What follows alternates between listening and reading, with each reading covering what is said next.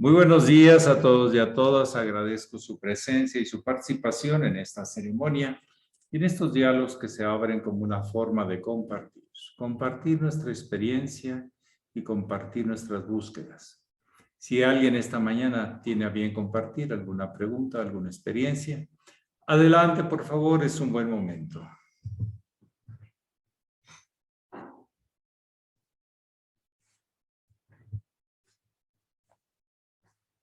Adelante, Carmen.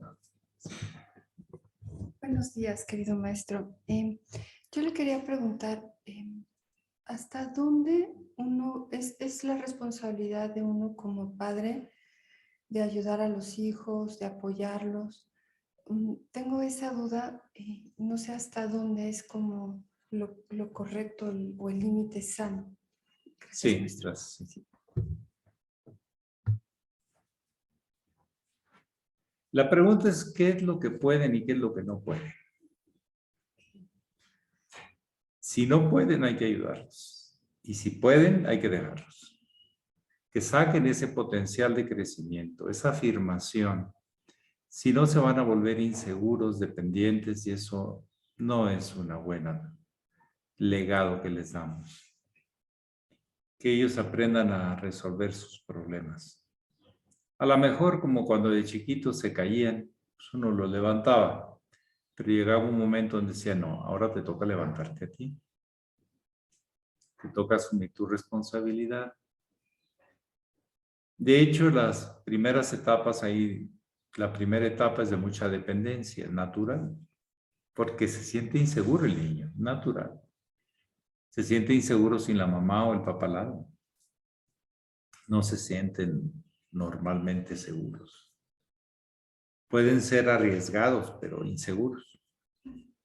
Luego ya viene la época de la adolescencia, que es una época donde quiero mi ropa, mi música, mi peinado, mis amigos, mis horarios.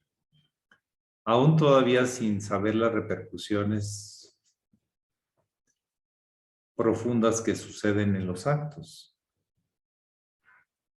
Pero ya quieren su independencia. Luego se vuelve un trabajo de interdependencia. Si nos hemos ganado su confianza, no van a venir por necesidad, sino por complementación, por interdependencia. Lo más difícil ya cuando los hijos están arriba de 20 y tantos años, 30 y tantos, es ganarnos la confianza para que vengan a contarnos sus aventuras, sus reflexiones y sus decisiones. A lo mejor uno puede dar una orientación, pero ya no puede asumir la responsabilidad. Excepto cuando el hijo no pueda o la hija no pueda, en realidad. Pues sí, hay que ayudar. Pero si puede, hay que dejarlo. Y eso uno lo tiene que evaluar. Hay veces que hay mamás o papás que les gusta pensar siempre que los hijos no pueden. Y eso es lo más oscuro de la relación con un padre o una madre. La madre puede llegar a pensar, sin mí no puedes, ¿verdad? ¿Mm? Y el padre, la parte más oscura es, nunca vas a ser igual o yo a mí. Ni siquiera deberías llevarme apellido, es una vergüenza. Los padres a veces pueden ser muy duros. ¿Sí? Y las madres también. Esa es la parte más oscura de hacer los hijos y someterlos. Cuando lo que queremos es verlos volar, verlos independientes, resolviendo sus cosas, tomando hábitos sanos, eligiendo correctamente, y se ve en el tiempo, eso le da a uno seguridad de que ese hijo estuvo bien educado. Hay hijos que tardan más tiempo en esa independencia y otros que tardan menos tiempo. Pero al final de cuentas, todo en la vida es interdependencia. No es dependencia, ni independencia, como a veces el adolescente lo quiere experimentar. Es interdependencia. Si nos conocemos, podemos escucharnos. De aquí para allá y de allá para acá. También a veces los hijos dan buenos consejos a los padres. O simplemente nos escuchan y nos dicen, bueno, pues tú resuélvelo como tal. Entonces, no hay una receta, son una cantidad de circunstancias, apreciaciones, conocimiento en el tiempo del potencial, pero si tiene el potencial, déjenlo que lo desarrolle. Es más, a veces hay que provocarlo. ¿Sí? Pues si tú quieres, consíguelo. No, pero es que yo quiero que tú me lo hagas. Ah, no, ese te toca a ti. Te daría una mal formación y un mal ejemplo si yo ando metiéndome tanto en tu vida. Es como, ¿qué tanto un hombre o una mujer debe estar yendo con la papá y la mamá a pedirle consejos de cómo llevar su matrimonio? Pues en lo particular, no, pero en lo general. ¿Y cómo le hiciste tú cuando hubo situaciones de este tipo? Pues sin entrar en detalles, no se necesita entrar en detalles, porque si no metes a la persona. Y hay veces que sí, no quiero escuchar eso. No. En lo general sí, pero en lo particular tú eres la persona. Porque además siempre la apreciación de una persona es de esa persona. Si uno le pregunta al otro lado, te van a dar otra versión. Entonces vas a caer en la parcialización que no es nada provechosa tampoco. En cambio, en lo general, pues cualquier humano le podría pasar eso. Y no es de apreciación, es de simplemente un aspecto de la vida que hay que vivir, resolver y seguir adelante. Pero sí, hay etapas que los hijos sí necesitan a los papás cerquita. Otros que es mejor que no. Y otros de lejecitos está bien. ¿Por qué? Porque te toca crecer, te toca volar, te toca ver la repercusión de tus actos. Si yo empiezo a influir, entonces sería mi responsabilidad. El que la va a pagar eres tú y no. El que toma la decisión es la persona que te es responsable. Entonces depende de las edades, capacidades, qué tanto nos hemos ganado la confianza, qué tanto ganado la confianza, no lo podemos exigir. Si te la ganaste, pues la tienes, y si no, está bien. Hay veces que los hijos le piden más consejo a otras personas o se guían por no sé qué, pero bueno, es un punto de vista. Claro, el ejemplo es lo que le va a servir a los hijos para decir y confiar en que lo que se dice ya se ha hecho. Y hay testimonio de la vida de mis padres que hablan de lo que me están diciendo. Porque si no, no vale mucho el ejemplo. Y se vuelven situaciones de dependencias no sanas, tóxicas, o de relaciones muy sanadoras y muy luminosas, puede ser. Pero eso está en que cada etapa uno sepa decir sí y no. ¿Sí?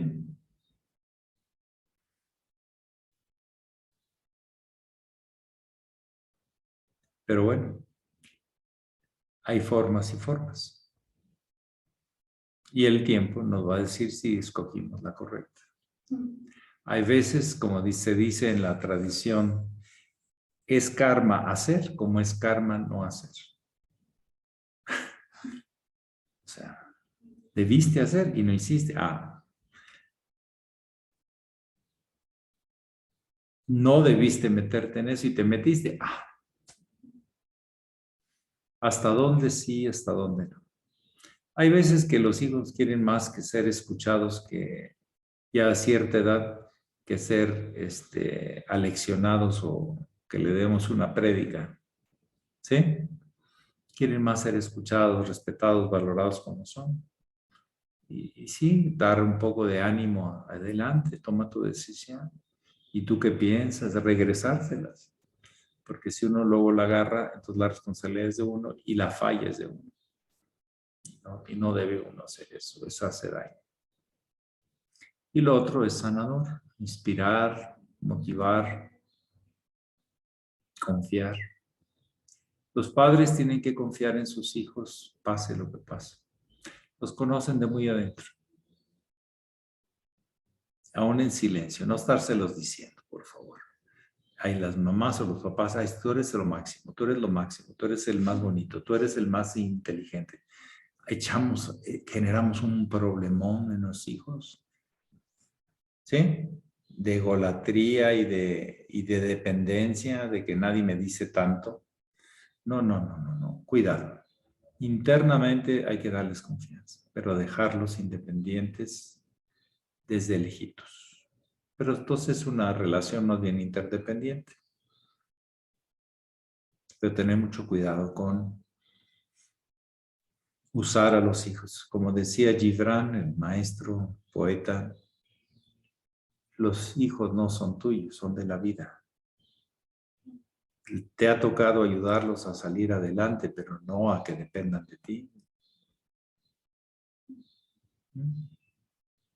Entonces es lo que yo podría opinar. Aunque ya lo particular, pues es muy particular. Pero en lo general creo que son ese respeto a las etapas y al potencial de crecimiento que tienen los hijos. Y eso los padres tienen que conocerlo, o por lo menos intuirlo. Sí, adelante. Ana Lucía Ángeles, adelante, por favor. Buenos días, maestro. Una pregunta. ¿Qué quiere decir la frase adelante con los faroles? ¿Y en qué momento la usaba el muy sublime hermano mayor? Por favor. Sí, cómo no.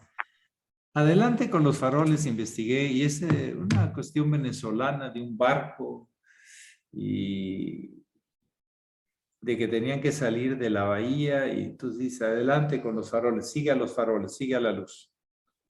Es muy venezolana la expresión de hace mucho tiempo, entonces hay venezolanos que ni la conocen. Primero. Adelante con los faroles es cuando alguien tenía un problema y andaba muy acongojado y se entrevistaba con el maestro, terminaba diciendo eso. Adelante con los faroles, sigue la luz, no te quedes siguiendo tu sombra, la oscuridad. Daba un sentido iniciático, como de un faro, sigue el faro, adelante con los faroles. O sea, si tienes faroles y tienes luz, puedes saber dónde te metes, qué hacer. Si no hay luz, es más complicado. Tienes que recurrir a sensibilidades muy internas. Pues adelante con los faroles también significaba, no te quedes atorado en eso.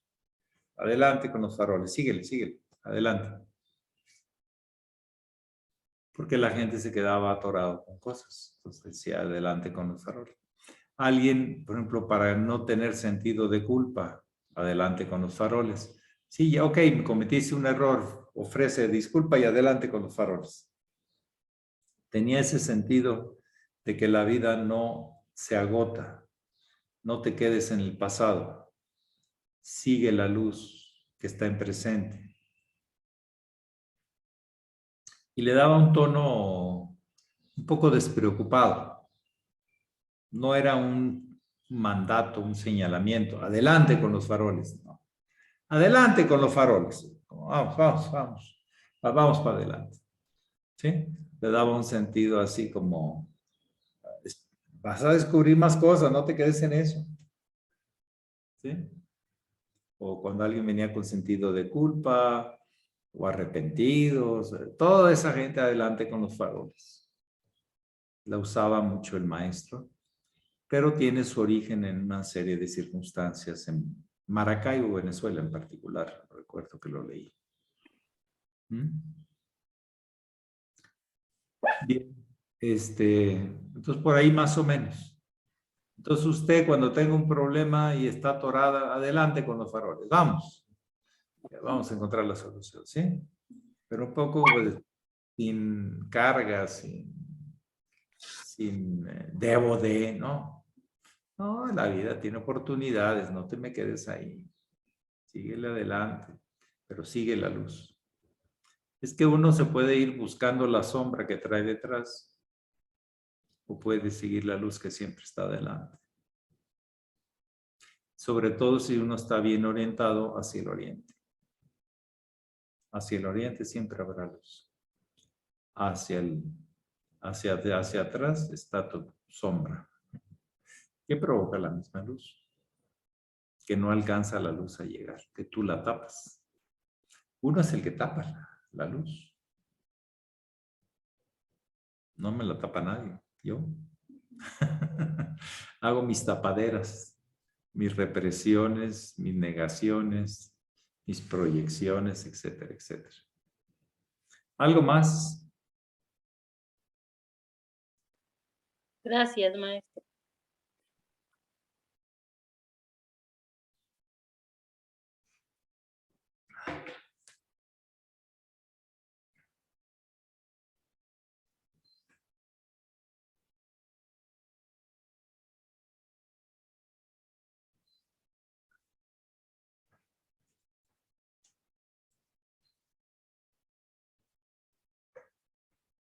Ustedes tienen la palabra.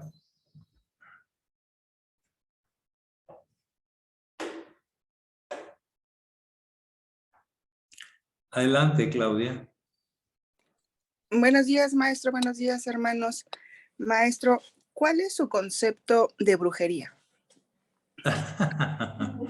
Mire, si nos vamos al origen, tiene un concepto. Si nos vamos a la idea de la Inquisición, tiene otro. Bruj, las brujas, eran mujeres que conocían y sintonizaban por su sensibilidad con las virtudes curativas de la naturaleza.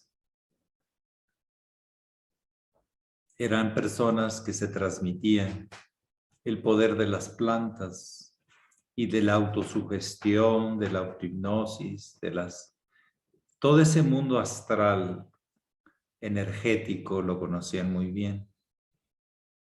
Claro, como en todo, había blancas, gente que curaba sin cobrar, porque curaba la naturaleza, no ellos.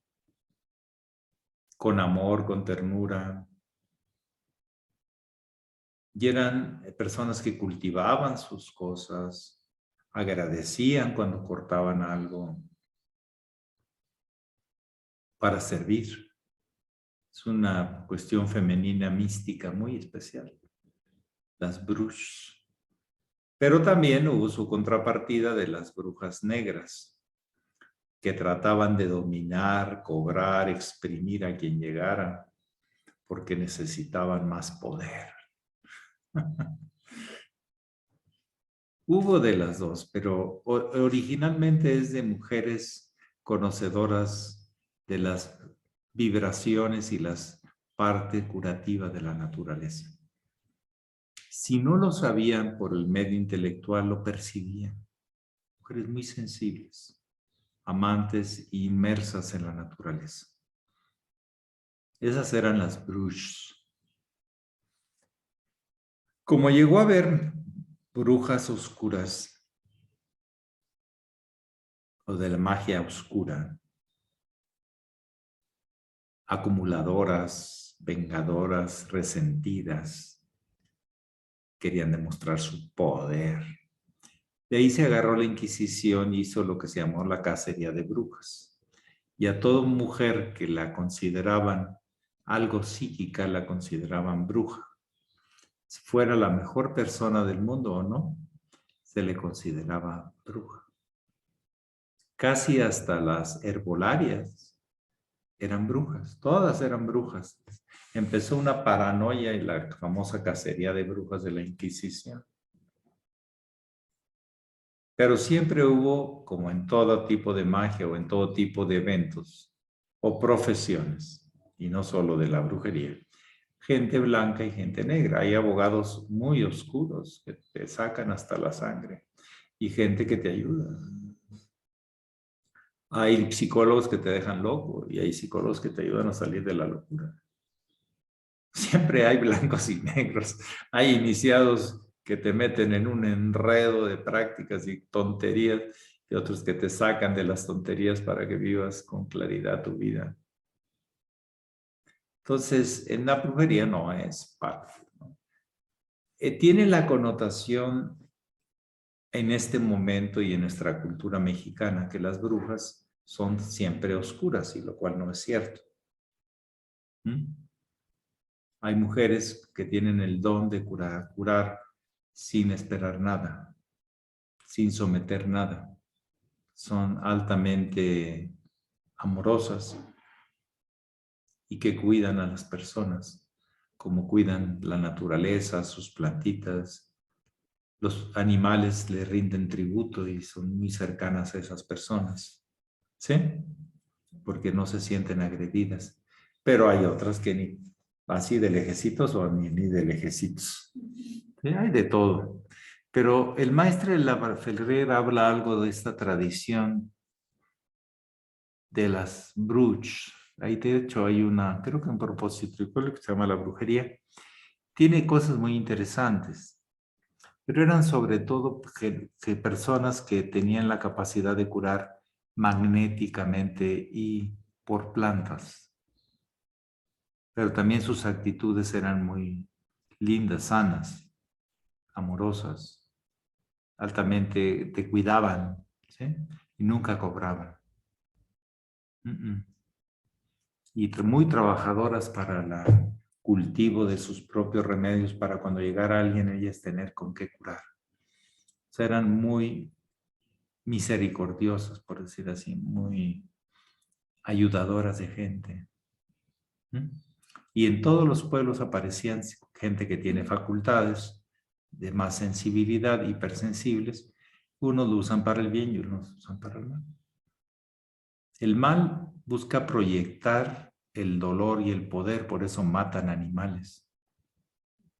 ¿Sí? Todos, gallos, gallinas, pájaros, murciélagos, sapos, todo lo hacen con saña para proyectar esa parte oscura a alguien que tiene miedo. Es el imán para captarlo. Si uno no le tiene miedo a eso, eso decía el maestro Estrada. La brujería solo funciona cuando al que le tiene miedo a la brujería. Así nos lo recomendaba. Si usted no le tiene miedo, ni un brujo le puede hacer nada. Va a tratar de asustarlo, pero usted no se asuste, usted tranquilo, que usted está conectado ahí arriba. Y eso o lo odian. Cuando un brujo quiere hacerte un daño y no puede, vaya coraje que hace. Porque se le regresa. Y el daño es para él y se queda con él. Es un arte, son artes que tienen sus reglas y sus tradiciones y se van heredando. No se aprenden un día. Entonces y sobre todo fue una tradición femenina. Llegó a haber hombres destacados, pero no se les llamaba así. Pero sí, por ejemplo, los mismos druidas, los sacerdotes celtas, tenían poderes psíquicos y curativos muy grandes. Vivían en los bosques solos. Observaban, se curaban, se alimentaban con mucha sabiduría. Lo que no sabían lo percibían.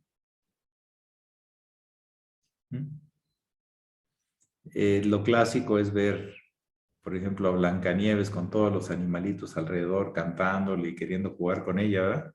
Esa es la maga blanca, la bruja blanca. Y la bruja negra era la que no se tenía puras cosas muertas ahí en su caverna, ¿verdad? Porque no aguantaba a nadie, ni se aguantaba sola. ¿Sí? Hay así de brujos negros y brujos blancos, iniciados negros, iniciados blancos, hay de todo. Pero es una tradición interesante y que debe ser reivindicada. Sobre todo las brujas eran de la área céltica. Así se les llamaba, brujas. Ahí viene bruja. Pues brujas.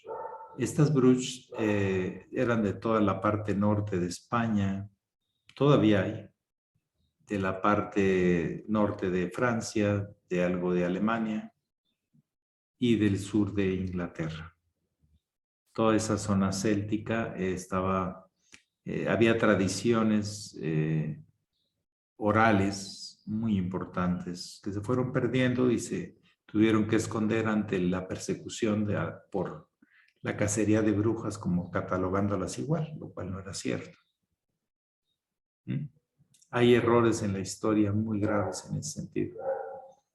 Como justos por pecadores. Es muy clásico eso. ¿Algo más? Muchas gracias, maestro. Hay gente que tiene esa hipersensibilidad y eso se les llama, eres una brujita, es un brujito. ¿Mm? Pero no es fácil. Si no canalizan correctamente esa hipersensibilidad, se les viene en contra. Hay que orientar que puede ser y puede ser en el sentido constructivo y lo tiene que usar la persona. Los rosacruces son herederos de muchas cosas de esas. ¿Sí? De todo lo que es la sanación y el servicio impersonal y desinteresado. Cosa contraria en el lado oscuro, que es muy personalizado y muy interesado. A ver qué te sacan, a ver qué te exprimen. Hoy te cobran 1,000, mañana 2,000, pasado mañana 5,000. Así son los chamancitos, brujitos esos que andan jugando y se van a quemar. El que juega con fuego se quema. No es un tema sencillo, pero se puede hablar de él sin meterse en enredos.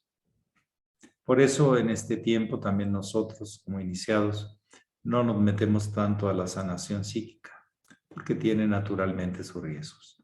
Y no podríamos transmitir el mensaje que nos toca. Podemos ayudar espejeando a la persona para que sepa qué tiene que trabajar, pero ya le toca a la persona trabajarlo. Si no generamos dependencias de las que acabo de hablar, que no son nada sanas. Por un ratito, pues, si se necesita, pues entramos, pero no más. De ahí adelante te toca a ti. Hay que generar seres humanos convencidos de su propia confianza, no en su propia desconfianza. Algo más. Que el pueblo decente va a llevar la bruja. La bruja sí siempre se le achacaba que desde lo invisible te buscaba. Y sí, en ese medio astral se pueden hacer cosas desde lo invisible.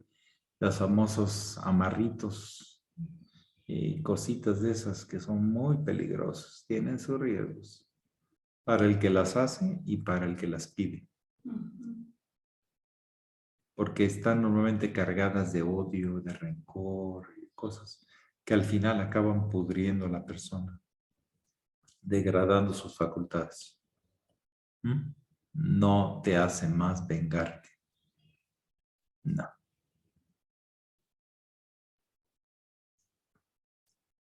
Te hace mucho menos. ¿Algo más?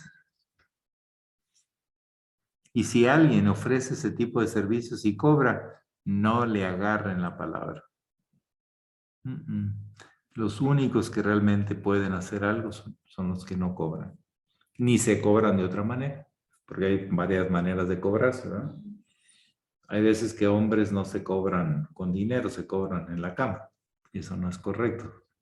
O se cobran de otra manera. Que no cobren, que sea un servicio. Y está bien. Pero tiene sus riesgos, como todo.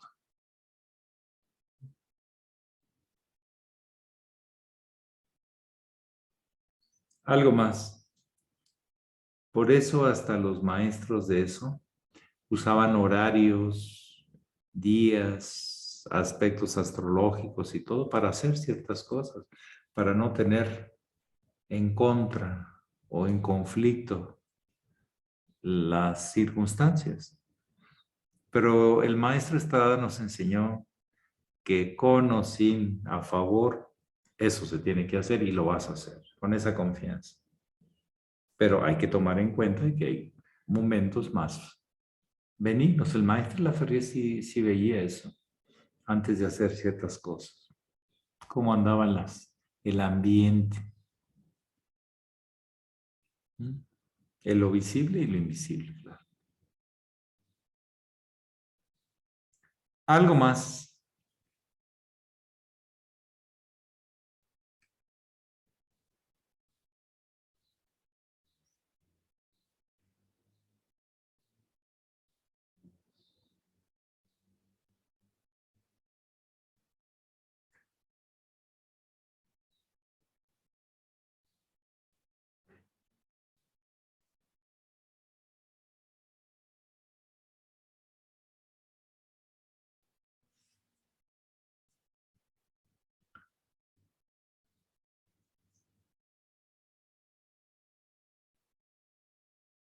Un mago blanco se levanta temprano, antes de amanecer, se baña una o más veces al día,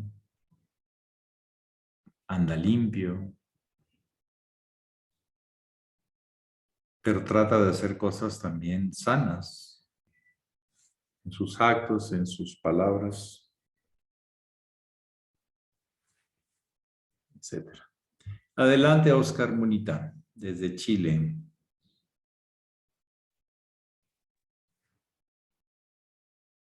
Buen día, maestro. Buen día a todos. Sí, ayer, bueno, hace unos días también estaba viendo una película donde hay algunos guerreros o reyes que ocupan capas. Y me recordó a usted que ocupa una capa de vez en cuando. También recuerdo que en unos diálogos o en una charla que usted dio, habló sobre la capa de los templarios y cómo la utilizaban. Pero yo quería preguntarle ¿en qué le sirve a usted la capa? ¿Qué sentido le da a usted propio, más allá del que le han dicho o que ha estudiado? Bueno, no sé hasta cuándo es uno u otro, pero te puedo decir lo que sí, por qué sentido le encuentro. La capa es un instrumento de un peregrino, de alguien que no está apegado. La capa te recuerda que tú eres uno y el medio ambiente es otro. La capa tiene una capacidad, es inteligente cuando la vas usando. No estilo Harry Potter que te hace invisible ni cosas de esas, no. Es inteligente. Y uno cuando la usa se da cuenta. Hay gente que la capa le tumba, lo vuelve inseguro a su persona, a su personalidad, quiere andar como se le da la gana. La capa te hace miembro de un círculo de iniciados y con mucha dignidad lo represento. ¿Lo entienda la gente o no? La capa, hay gente que cuando yo voy por la calle que se burla. Muy pocos, ¿eh? Muy pocos. O será por lo grandote, pero no se meten mucho conmigo. No sé, simplemente no. Han sido pocas veces en tantos años ya. ¿Cuántos? 15 años. Más bien, a veces que cuando llevo la capa, que generalmente es cuando voy al lado de alguien, ¿sí? Y cuando no tengo cosas muy prácticas de que tengo que agarrar cosas y todo eso. Pero sí la uso cuando voy a restaurantes y todo. Y me sucede que en supermercados, en la calle o en donde pase, hay gente que me pide una bendición. Encuentra una luz. Y no es igual andar sin capa que con capa. Y no es el poder mío, es a través de mí de lo que ven estas personas. Porque yo estoy incondicionalmente al servicio de esa luz superior. Por lo menos lo intento. Y me lo recuerdo. La capa, tú enseñas solo la cabeza. Tú tienes que aprender a ver más allá de la realidad visible. Y la capa te recuerda eso. O sea, la capa es una afirmación muy profunda de la tradición a la que perteneces, y más siendo blanca. Pero la capa es un instrumento natural de peregrinos. Te protege contra el exceso de luz o exceso de calor y te protege del frío. Yo he andado con mi capa, me recuerdo, y sandalias blancas, un noviembre en Holanda, a 3 grados con vientos de 60 kilómetros por hora. Caminé como más 45 minutos, 1 hora. Y la gente nada más se volteaba a decir que este está loco. Porque ahí todos los gentes en invierno o ya en otoño se visten de negro oscuro. Nadie de blanco. Por el frío, por todo eso, ¿no? Y yo de blanco y con sandalias. Este loco. Y si vieran que no me enfermé, y era una aventura para mí no resistir ni al frío ni al viento. Me armonicé mucho con el elemento. Húmedo, ventoso, frío. Eran como 3 bajo cero, yo creo que por el que te robaba el calor el viento, ¿no? Y fue muy interesante, son aventuras internas más que externas. La capa nunca se debe usar para ostentarte diferente al otro, sino al servicio del otro. Por eso eres peregrino, a donde la vida te lleva. Y ahí tienes que aprender a transitar con las menos resistencias posibles. Pero sí, la capa es para los peregrinos y te ayuda para andar en el camino con una protección, por lo menos externa, pero debe ser interna. Tú debes recordar para qué estás ahí y ponerte al servicio de eso. Esa es tu verdadera protección. No vas y no te pueden hacer nada a tu persona porque no vas en calidad personal, vas en calidad de una tradición de sabiduría.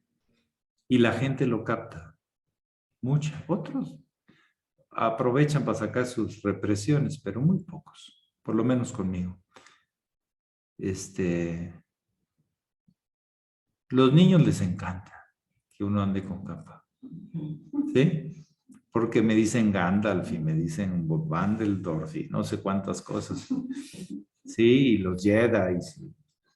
Los mitos, siempre los héroes traen su capa. Sí, así lo ven ellos, es su mundo. Yo no lo veo como eso. Yo lo veo con la representación de una línea de sabiduría al servicio de quien así lo necesite. Y no lo sé en dónde lo voy a encontrar. El maestro Estrada era muy requisitoso en el uso de capa afuera. En un estado de casa o de un territorio así en confianza, él lo usaba. Pero claro, en todos los actos iniciáticos sí. Y tiene su importancia, mucha importancia. Pero no sea la capa, sino el valor que tú le das a la capa. ¿Mm? Y muchos les da vergüenza usarla. Se ponen sus camisas raras y se ponen sus estos, con tal de evadir y confrontarse a sí mismos. Ese es el tema.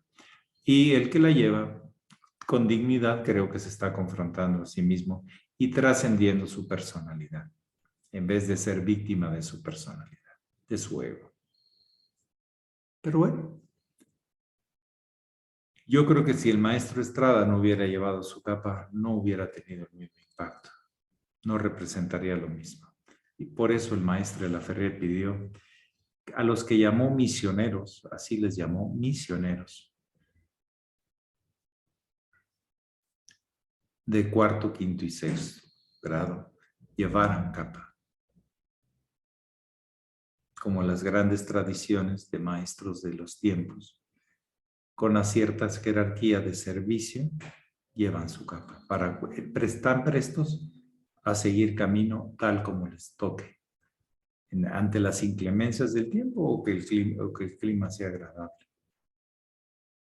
Es un regulador de temperatura, es muchas cosas la capa. No se puede juzgar a la ligera. Y representa el círculo de lagarta, en otro aspecto mucho más superior. En fin, es un manantial de sabiduría el uso de la capa, o puede ser una prueba que no pasa a la gente. El maestro Estrada llegó a usar una expresión: a ese le tumbó la capa, no la aguanta. Los que les daba vergüenza usarla en público, en aviones o en donde fuera, ese le tumbó la capa. Prefiere andar de civil, de incógnito, y no presentándose a lo que viene a servir para el que lo pida. Y yo soy testigo de que cuando uno lleva la capa, hay gente que inesperadamente se encuentra, que uno puede asistir una pequeña luz a lo que andan buscando. Es lo que puedo comentar. Adelante, reverendo Antonio García Barón. Gracias, maestro. Buenas tardes, buenos días a ustedes. Bien, a mí me comentaron, usted tuvo una experiencia cuando el año del peregrinaje, usted estuvo yendo por el Sudamérica y tuvo un pequeño conflicto con la aduana que no la dejaban pasar porque los hermanos, no sé si eran colombianos o eran del Ecuador, le acompañaron hasta la terminal del aeropuerto. Usted salió y tuvo un problema porque no tenía dinero y no podía tocar el dinero. Y fue en Chile. Contarlo usted, por favor, si es así. Sí, hay una cosa que se llama reciprocidad, que si aquí le cobran a los chilenos cuando entran, pues cuando tú vas a Chile también te cobran. Se llama reciprocidad. Con unos países se tiene y con otros no. México creo que fue el primero que empezó a cobrarle a los chilenos y los chilenos pues cobraban $25, me acuerdo la cantidad. Entonces yo llegué allá y yo no podía tocar el dinero.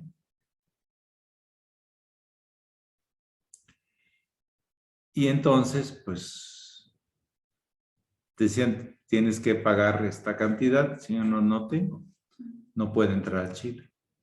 Entonces me pasaron con el jefe de los gendarmes, creo que se llama gendarmería en Chile, ¿no? ¿Es correcto? Sí. Policía de Investigaciones, la PDI. No, pero así Claro, de aduanas. No, era un tema migratorio. Bueno, los de migración. Y nos dijo, señor, usted tiene que pagar. Mire, ¿y por qué anda vestido así?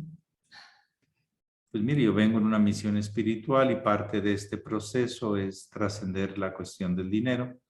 Y yo no llevo un solo centavo. Solo tengo las maletas de lo que me han regalado para cumplir esta misión. Y vengo aquí a Chile a eso. No cobro nada y no pido nada. Porque está muy raro usted. Pues no, lo voy a regresar en el siguiente avión. Y a ver cómo le hace para... Porque si no pasa migración, pues no puede entrar. Y si no puede entrar, pues la tengo que devolver. Haga lo que usted considere, señor. Pero yo no vengo en ninguna cuestión comercial. Yo era empresario, ya no. Pero bueno, usted haga lo conducente. Estaba muy tranquilo. Bueno, y aquí hay gente que lo va a esperar. Dice, sí, están allá afuera. Y estaba Ezio, Sechet. Yo sabía porque me habían dicho que iba a estar él. Le dije, pues mire, hay un señor ahí que está medio calvito y trae una cruz chiquita de plata, más o menos así. La mía era de plata también, era gurú. Y entonces pero pasó media hora. Y entonces, oiga, señor, pero, a ver, ¿usted realmente dejó todo? Y empezó a preguntarme, sí, señor. ¿Y para qué? Pues para poder servir completo a lo que la vida me pida. Oiga, eso no, está medio raro. Pues será raro, señor, pero le ha dado sentido a mi vida y así puedo servir a la gente. A ver, usted, a ver, ayúdeme, yo tengo mucho estrés. Me empezó a dar consulta. Me empezó a pedir consulta. Y entonces, y al final me dijo el señor, ya que fueron a pedirle el dinero a Ezio, tardaron como media hora, 45 minutos, no sé. Ante la amenaza de regresar, ¿no? Estaba muy tranquilo. Entonces me dijo el señor, ¿sabe qué? Creo que usted es una persona de bien. Me ha ayudado mucho con lo que me ha dicho, muchas gracias. Pero yo no lo puedo dejar pasar y yo no puedo poner el dinero. No, sí, no lo haga. Haga lo que usted tiene que hacer. Y no llegaba. Está bien. Y el señor seguíamos platicando ahí. Se puso bien la plática. Oye, ¿por qué trae capa? Pues es que la capa, yo ando por el mundo y pues no sé qué clima me va a tocar. Y además la capa representa la tradición de mi maestro, la cual continuó, y es una tradición que hace mucho tiempo, y así empecé a decirle. Eso se le llama iniciados, fue toda una clase de yamines. Ahí al guardia. Y total, acabó diciéndome, bueno, mire, tengo este problema en mi familia, pida por mí, pida por mi familia, y empezó así. Se abrió de corazón, ¿no? Ya se quitó la careta de tener que ser duro, de su papel, ¿verdad? Y se ablandó, y ahí total llegó, le entregaron el dinero y pude entrar a Chile. Pero es que no había otra forma de hacerlo, porque no podía yo llevar el dinero. Tenía que ser cuando bajara y pagarlo a la oficina chilena que correspondía, y pues ¿quién lo iba a hacer? Porque no los dejan entrar. En fin, de esas aventuras, y si me hubieran dado un sobre con el dinero, yo les hubiera dicho, no puedo agarrar el sobre, porque llevo dinero. Entonces, hay otros recursos más profundos, más internos que tienes que usar en esas circunstancias.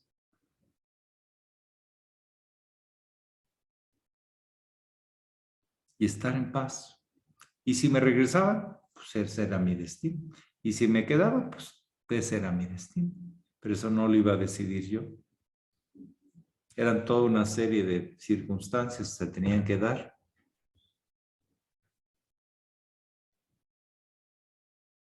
Imagínense si yo no hubiera sabido que era ese el Secheto, ¿cómo les doy una idea de quién era? Bueno, voy a buscar una persona con una crucecita pues, en todo el aeropuerto que es grande de Santiago de Chile. Pues, ¿cómo le hacemos? Pues fue una confirmación de la confianza en el camino.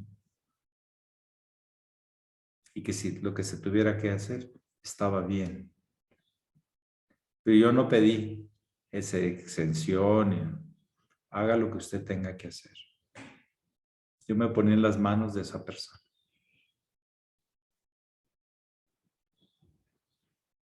Y lo que sucediera. Y así fue la entrada esa vez a Chile. La que fue muy simpática fue la del aeropuerto. Ya es la hora, la dejamos para otro día.